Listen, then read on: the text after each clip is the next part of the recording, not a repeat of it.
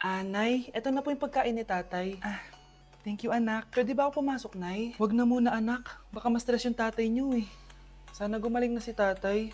Ang tagal niya na kasing paralyzed eh. Sige, Nay. Alis na ako. Mahal, papakainin na kita ha. Naglutuan ka ni Scarlett.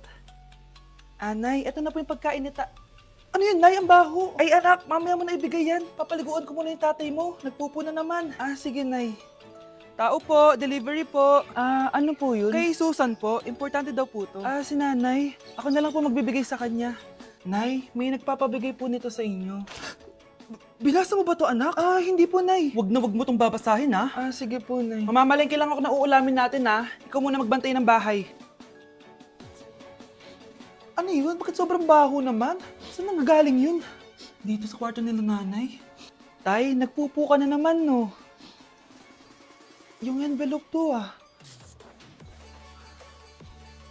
Death certificate? Hindi naman patay si tatay,